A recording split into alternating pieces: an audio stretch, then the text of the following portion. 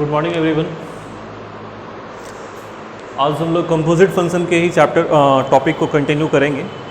एक क्वेश्चन है, आज क्वेश्चन एंड आंसर ही रहेगा, ठीक है। तो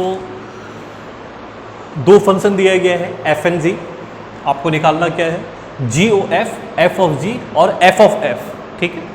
कंपोजिशन ऑफ फंक्शन का जो बेसिक कॉन्सेप्ट है वो उसके प्रीवियस वाले वीडियो लेक्चर में हो चुका है, उसको अच्छे से देखिए। इसके बाद हम लोग इस क्वेश्चन पे जंप करेंगे।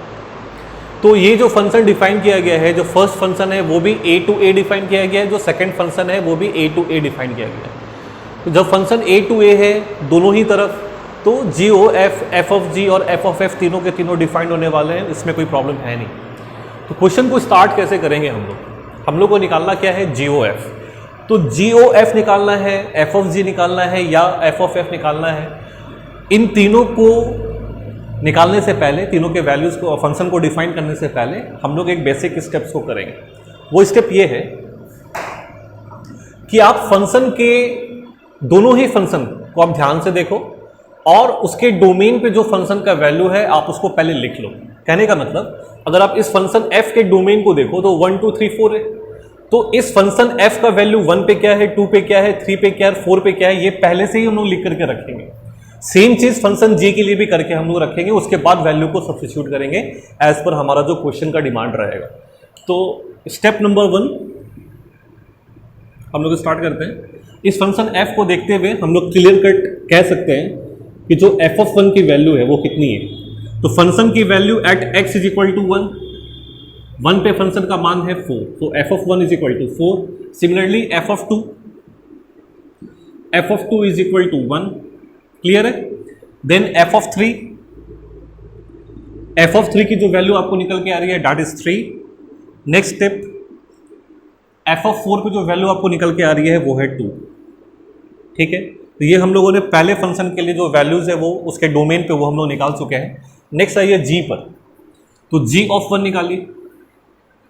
g ऑफ 1 की वैल्यू कितनी है 3। सिमिलरली g ऑफ 2 की वैल्यू है 1।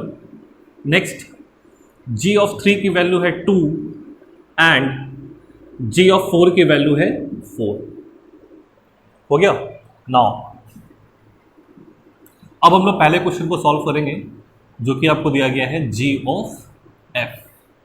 क्लियर है, यहां तक पहले कॉपी कीजिए। ओके, तो जैसे ही आपको जी ओ एफ निकालना है, नाउ लेट अस फाइंड जी ओ एफ। तो आपको ये सोचना होगा कि जी ओ एफ फंक्शन जो डिफाइन कर रहे हैं ना, इस फंक्शन का डोमेन क्या होने वाला है।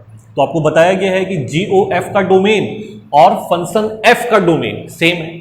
फंक्शन एफ का डोमेन क्या है 1 2 3 4, इसलिए जी ओ एफ का डोमेन क्या होने वाला है, तो domain of g o f is equal to domain of function f which is equal to 1 2 3 4।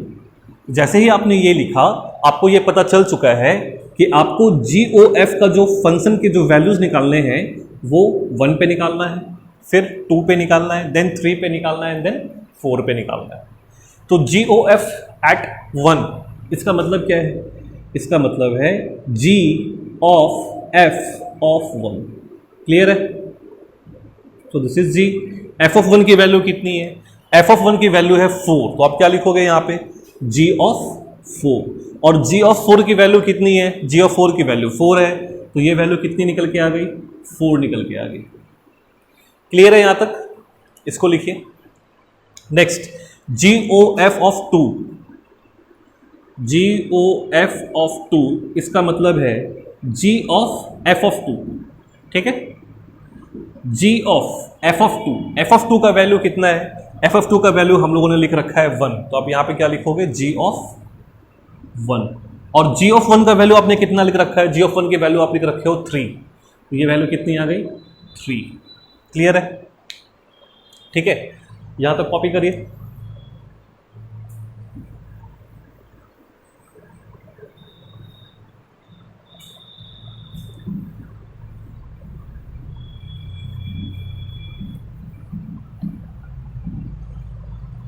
Next value GOF of 3, इसका मतलब क्या है, इसका मतलब है G एट F ऑफ 3, है ना।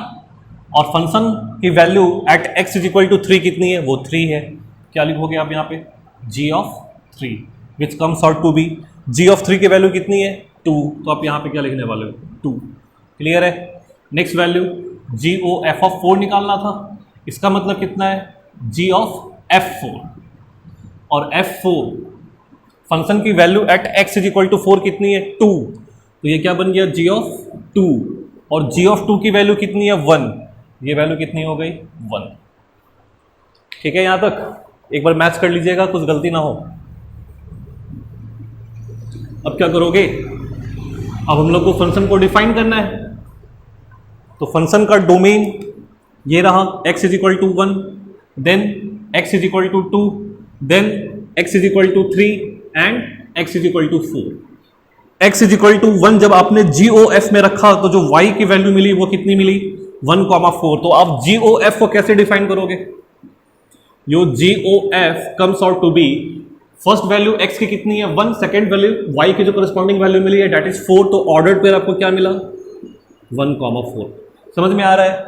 Next 2,3, next 3,2, 3,2, next value 4,1, 4,1। इसी में अगर पूछा होता कि GOF का रेंज बताओ, तो रेंज क्या होगा 1, 2, 3 एंड 4, डोमेन क्या होगा 1, 2, 3 एंड 4। तो ये जो फंक्शन हम लोग अभी यहाँ पे बनाए हैं, ये कौन सा फंक्शन हो गया, ये GOF हम लोग यहाँ पे निकाल चुके हैं। अब नेक्स्ट क्या करेंगे, हम लोग f of g निकालेंगे, तो पहले यहां तक कॉपी करिए।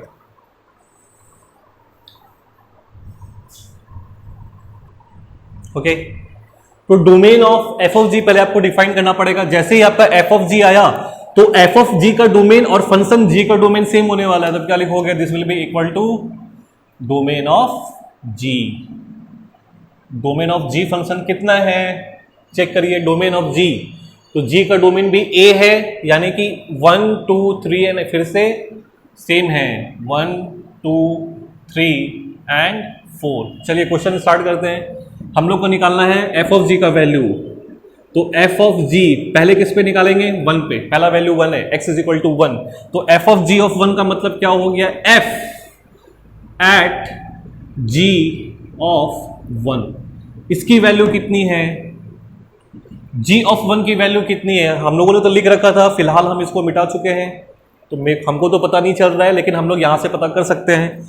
g ऑफ 1 की वैल्यू कितनी है, तो 1 पे वैल्यू कितनी आ रही है 3, तो आप क्या लिखोगे यहाँ पे f ऑफ 3, और f ऑफ 3 की वैल्यू कितनी है, f वाले फंक्शन में चेक करो 3 पे वैल्यू कितनी है 3।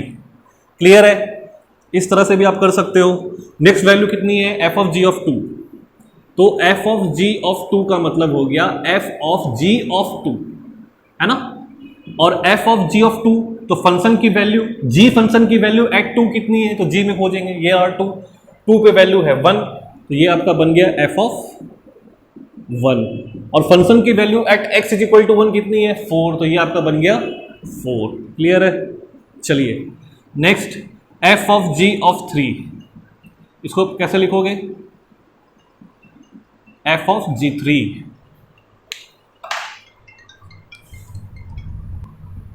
ओके, तो g ऑफ 3 पे वैल्यू कितनी आ रही है, चेक करिए, g ऑफ 3 पे फंक्शन की वैल्यू है 2, तो ये हो गया f ऑफ 2, तो 2 पे वैल्यू कितनी है f की 1, तो ये वैल्यू कितनी आ रही है 1। Similarly f of g of 4 निकालेंगे, तो ये हो गया f g4, तो g4 पे वैल्यू 4 है, तो ये आपका हो गया f ऑफ 4, और f ऑफ 4 की वैल्यू कितनी है 2 है, तो इसकी वैल्यू कितनी आ गई 2 आ गई। क्लियर है यहाँ तक। चलिए नेक्स्ट स्टेप में क्या करेंगे, सारे फंक्शन को ऑर्डर्ड पेयर के फॉर्म में हम लोग लिखने वाले हैं, तो ऑर्डर्ड पेयर के फॉर्म में लिखिए, f of g is equal to, पहला ऑर्डर्ड पेयर मिला है 1,3, so this is 1,3, second ordered pair है 2,4, नेक्स्ट ऑर्डर्ड पेयर है 3,1 एंड देन वी हैव 4,2। ठीक है, चलिए यहां तक कॉपी करिए। हो गया यहाँ तक। नेक्स्ट स्टेप में हम लोग को क्या निकालना है? नेक्स्ट स्टेप में हम लोग को निकालना है F of F. Same procedure रहेगा, एफ ऑफ एफ आप लोग को निकाल के दिखाना है, ये आप लोगों का होमवर्क रहेगा 3rd नंबर। चलिए नेक्स्ट क्वेश्चन करते हैं। ओके, तो ये जो क्वेश्चन है ये सेकंड टाइप ऑफ क्वेश्चन है जो कि आप लोगों को एग्जाम में पूछा जाता है ना। इस बार जो फंक्शन डिफाइन किया गया है वो ऑर्डर्ड पेयर के फॉर्म में नहीं है, बल्कि फंक्शन के डिफरेंशियल के form f x is equal to x square express किया गया है, g x is equal to 2x + 1, है ना। रूल लिख करके आपको दे दिया है, ऑर्डर्ड पेयर यहाँ पर नहीं है। और क्या बोल रहा है, आपको कंपोजिशन करना है किसका? एफ ऑफ जी का और जी ओ एफ का। ठीक है, कैसे स्टार्ट करोगे? तो कल ही हम लोगों ने रेंज और डोमेन को लेकर के एक कॉन्सेप्ट पढ़ा था कि अगर हमको एफ ऑफ जी या जी ओ एफ बनाना है तो रेंज और डोमेन पर एक कंडीशन है, और वो कंडीशन क्या था? रेंज ऑफ एफ, है ना। Range of f is a subset of domain of g. अगर ऐसा हो तो दैट इज, इसका मतलब ये है कि जी ओ एफ इज डिफाइंड। देखिए ये स्टेप आपको हर क्वेश्चन में करना है। इसके पहले वाले क्वेश्चन में शायद ये हम लिखना भूल गए थे, बताए हैं, बोले हैं, पर हम लिखे ही नहीं है। लेकिन आपको ये लिखना है हर क्वेश्चन में। अगर जी ओ एफ डिफाइन करना है तो आपको ये लिखना ही लिखना पड़ेगा। चलिए एफ ऑफ जी के बारे में भी लिख देते हैं। एफ ऑफ जी में range of g is subset of domain of f, that is f of g is defined. Clear है? किसी भी कंपोजिशन को करने के पहले हम लोगों को यह चेक करना है कि एफ ऑफ जी और जी ओ एफ डिफाइंड है या फिर नहीं है। ठीक है, जब एक बार आपको पता चल चुका है कि हाँ मेरा f of g and g o f defined है, तब उसके बाद ही आगे का प्रोसेस हम लोग करेंगे। तो अब आगे क्या करोगे और कैसे करोगे ये सोचो। चलिए ये लिख लीजिएगा, इसके बाद हम लोग करते हैं। पहला क्वेश्चन देखिए, जो हम लोग को बनाना है वो है जी ओ एफ। तो जी ओ एफ का मतलब क्या है? जी ओ एफ का मतलब क्या है ये आपको सोचना है। इस बार ये तो आप, ये जो फंक्शन है वो ऑर्डर्ड पेयर के फॉर्म में तो दिया हुआ नहीं है, तो ये जी ओ एफ ऑफ लिखे या जी ऑफ एफ ऑफ एक्स लिखे, बात तो एक ही है, कल पढ़ चुके हैं। तो g o f of x can be written as g as f x. Clear है? ये तो हम लोग को पता है, यहां तक हम लोगों ने कल करा हुआ है। अब यहां से आगे कैसे बढ़ेंगे? जी ऑफ, अब आप बताओ कि एफ एक्स की वैल्यू कितनी है? तो एफ एक्स की वैल्यू है एक्स स्क्वायर, तो आप यहां पे क्या लिखोगे? जी ऑफ एक्स स्क्वायर। क्लियर है यहाँ पे? चलिए अब जी एक्स फंक्शन पे ध्यान दीजिए। तो आपकी जी एक्स फंक्शन है 2x + 1। क्लियर है? क्लास 11th में ही हम लोग पढ़े थे। अगर हम लोगों को मान लो कि आपको मैंने बोला कि भाई जी ऑफ 2 निकालो, है ना, तो आप क्या करते हो? इस 2 को जहां जहां पर x है वहां वहां पर आप रिप्लेस करते हो, यानी कि ये 2 मल्टीप्लाइड बाय ये वाले x की जगह क्या रखते हो? 2 एंड देन +1। मानो कि आपको मैंने बोला होता जी ऑफ -1 निकालना है, तो -1 को कहां रखोगे? इस x की जगह रखोगे 2 × -1 + 1। सेम थ्योरी, जब आपको g ऑफ एक्स स्क्वायर निकालना है तो g फंक्शन में, ठीक है, g फंक्शन में जहां जहां x है वहां वहां आप क्या रखोगे? जो कुछ भी इस ब्रैकेट के अंदर में है, यानी कि एक्स स्क्वायर को रखोगे। तो ये वैल्यू कितनी हो गई? 2x² + 1, यानी कि 2x² + 1। क्लियर है? कॉपी कीजिए यहां पे।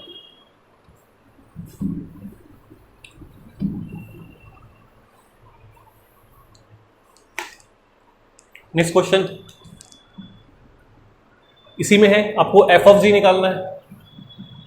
तो f of g can be written as f of g of x, which can be written as f of gx, है ना, which can be written as f of gx की मान कितनी है? 2x + 1 है, तो ये हो गया आपका 2x + 1। अब फंक्शन fx में जहां x है वहां पर हम लोग क्या रखेंगे? 2x + 1, और x की जगह क्या लिखा हुआ है? सॉरी, यहां पर फंक्शन क्या है? x², तो x की जगह आप क्या रखोगे? 2x + 1, और इसका क्या करोगे? स्क्वायर कर दोगे। तो ये वैल्यू कितनी आएगी आपको पता है? This will be your answer. Clear है? इसको निकाल के ग्रुप में शेयर कीजिए। चलिए ठीक है, नेक्स्ट क्वेश्चन। चलिए नेक्स्ट क्वेश्चन देखिए, फिर से वही है, गॉफ एंड फॉग निकालना है। फंक्शन R2 डिफाइन किया गया है, fx दिया गया है, gx दिखाया गया है। जो पहला स्टेप है डोमेन और रेंज के बारे में लिखने का, वो आप लोग लिखोगे, कॉमन है, हर क्वेश्चन में वो आएगा। चलिए, तो ये क्वेश्चन में क्या बोला गया आपको लिखने के लिए, पहले आपको बनाना है g ऑफ f। चलिए बनाते हैं g ऑफ f। तो g o f of x is equal to g of fx। ये तो मेरा पहला बेसिक स्टेप है। इसकी वैल्यू कितनी है, तो g ऑफ fx का मान कितना है, मॉड x। तो ब्रैकेट में क्या लिखाएगा, मॉड x। ठीक है, अब जहां पर x है उसको रिप्लेस किससे करेंगे, मॉड x से रिप्लेस करेंगे। तो आपको क्या मिल जाएगा, आपको मिल जाएगा मॉड, तो ये मॉड तो पहले से 5 पहले से, इसमें कोई फर्क नहीं होगा। ये वाला x रिप्लेस होगा इस वाले x से। ये x कौन सा है, मॉड x है। तो आप अंदर में क्या लिखोगे, मॉड x। क्लियर है, -2 हो गया, फंक्शन बन गया। नहीं, फंक्शन जैसे ही आपको मॉडुलस फंक्शन आया, आपको इस मॉड को तो डिफाइन करना पड़ेगा कि नहीं करना पड़ेगा। मॉड के अंदर मॉड है वो एक अलग बात है, लेकिन मॉड को डिफाइन तो करना पड़ेगा, सिंप्लीफाई तो करना पड़ेगा। तो आप ये बताओ कि मॉड एक्स की वैल्यू, देखो आप यहां पे छोड़ भी सकते हो, अगर 2 मार्क्स क्वेश्चन में अगर आता है, अगर बड़े क्वेश्चन में आता है तो फिर आपको इसको डिफाइन करना पड़ेगा। तो ये जो मॉड एक्स है, मॉड एक्स की तो 2 वैल्यू होती है ना, एक होती है -x और एक होती है +x। -x तब होता है जब x का वैल्यू लेस देन 0 हो, और इसी मॉड x की वैल्यू +x होगी अगर x की वैल्यू ग्रेटर देन 0 हो। इक्वल टू का साइन आप दोनों में से किसी में भी लगा सकते हो। ये हम लोगों ने बहुत ही अच्छे से मॉडुलस फंक्शन में देखा हुआ है। तो इसको डिफाइन करिए कि कैसे होगा इसके आगे।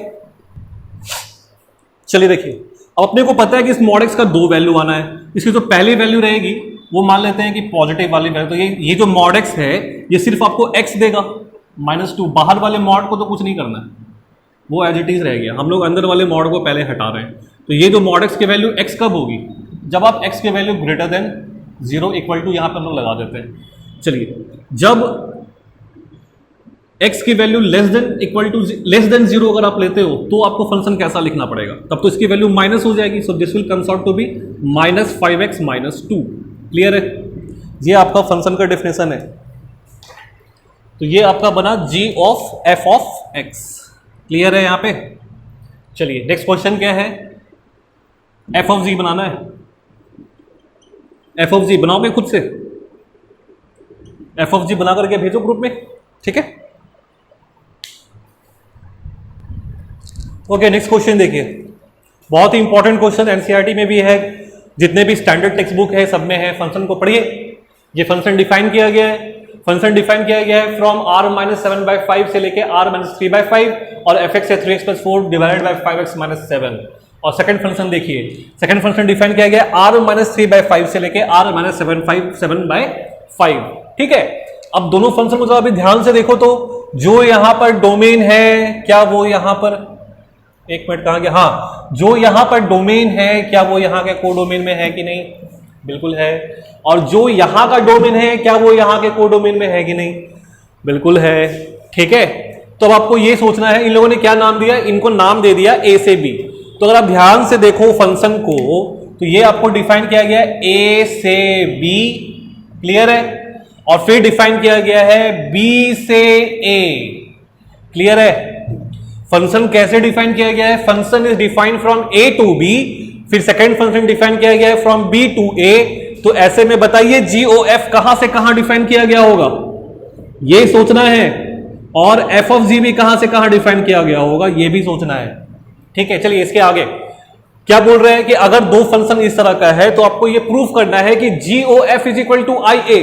Now what is this IA, याद है फंक्शन चैप्टर में पढ़ रहे थे क्या, आइडेंटिटी फंक्शन। कहीं पे आइडेंटिटी फंक्शन का नाम क्या था, चूंकि आई वर्ड आता था इसलिए हम लोग आई का इस्तेमाल करते थे।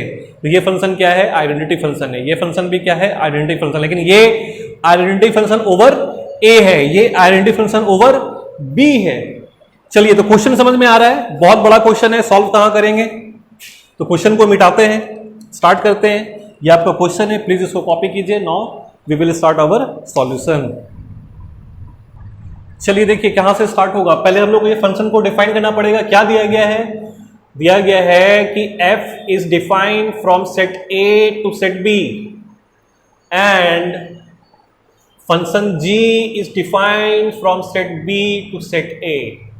क्लियर है? यहां पे function is defined from set A to set B, f function, and g function is defined from set B to set A। Therefore, इसीलिए जो आपका फंक्शन GOF होगा, क्लियर है, जो आपका पहला कंपोजिशन है फंक्शन GOF, वो कहां से कहां डिफाइन होने वाला है? GOF will be defined from A to A। Clear है? A से लेके A की तरफ डिफाइन किया हुआ होगा, ये तो पता चल चुका है। f ऑफ g कहां से कहां डिफाइन किया गया होगा, ये कैसे बताओगे? f ऑफ g कहां से कहां डिफाइन किया गया है? तो अगर ये समझ में नहीं आ रहा है, एक छोटा सा डायग्राम बनाओ। ये देखो, ये फंक्शन में पहले b है, इसके बाद में a है, इसके बाद में यहां पे फिर से फंक्शन b है। ठीक है, तो b से a जो फंक्शन जा रहा है ये हमारा g है, यही है ना, और जो a से b जा रहा है वो मेरा फंक्शन f है। तो अब जो ये जो फंक्शन बनेगा इसी को हम लोग बोल रहे हैं f ऑफ g। ठीक है, हम बोले थे कि f ऑफ g का डेफिनेशन आप लोग को बनाना है, आप लोग पता नहीं वीडियो देख रहे हो नहीं देख रहे हो। चलिए, तो f ऑफ g कहां से कहां डिफाइन किया गया? From set B to set B and f of g is defined from set B to set B। ये क्लियर है कि नहीं है जी? नहीं क्लियर है तो ग्रुप में मैसेज करो या कमेंट सेक्शन में लिख के दीजिए। चलो, तो ये तो डिफाइंड हो गया यहां तक, और a और b मेरा यहां पे डिफाइन किया गया है। अब हम लोग स्टार्ट करते हैं फंक्शन को बनाना। रेंज कोडोमेन वाला स्टेप देख लो।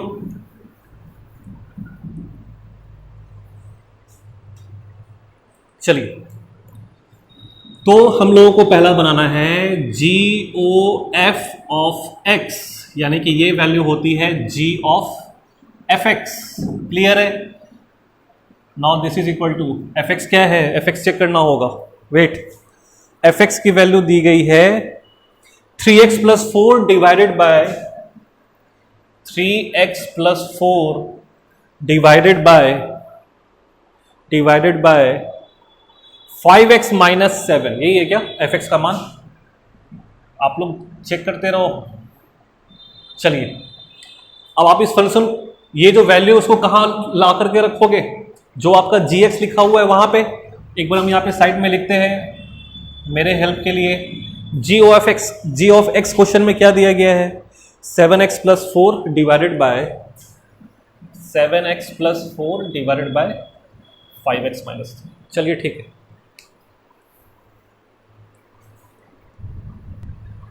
ओके, यहां तक तो समझ में आ गया। अब हम लोग क्या करेंगे? जहां पर x है उस x की जगह हम लोग क्या रखने वाले हैं? 3x plus 4 divided by 5x minus 7। तो x कहां कहां पर है? एक इस जगह पर है और एक इस जगह पर है, बाकी सब कुछ तो सेम रहेगा। तो वैल्यूज रखिए। So this will comes out to be 7 multiplied by, अब x की जगह आप क्या रखोगे? ये पूरी की पूरी वैल्यू, ये वैल्यू कितनी है?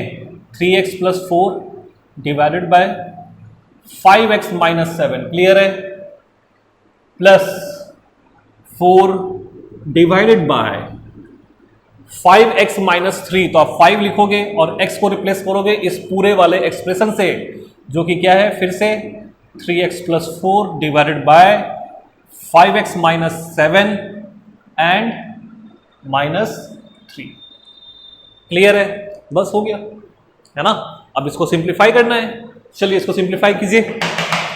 इसको हम करते हैं, नेक्स्ट वाले को आप लोग कीजिएगा।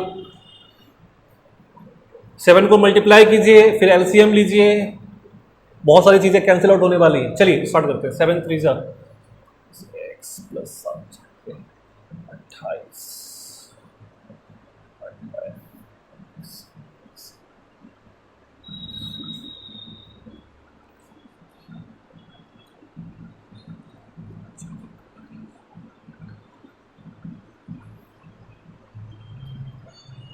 ठीक है, 7 को यहाँ पे डिनोमिनेटर से मल्टीप्लाई किए ऊपर, सॉरी न्यूमरेटर से, यहाँ पे 5 को मल्टीप्लाई किए।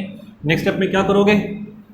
नेक्स्ट स्टेप में हम लोग यहाँ पे लिखेंगे, दिखेगा तुम लोग को, दिखना चाहिए। चलिए अब आप लोग क्या करोगे, एलसीएम लो।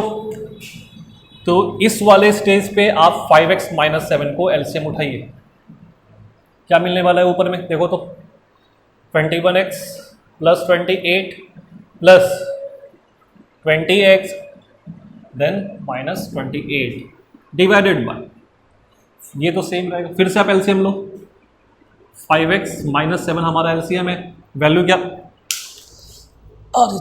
वैल्यू क्या आ रहा है, वैल्यू आ रहा है 15x + 20 माइनस, फिर से 15x माइनस माइनस प्लस 21, है ना। हो गया यहां तक सबका। अब क्या करोगे, ये दो तो कैंसिल हो गया भाई, ये नहीं हुआ, बिल्कुल कैंसिल हो जाता है। नेक्स्ट स्टेप क्या रहेगा, इसको मिटाएं,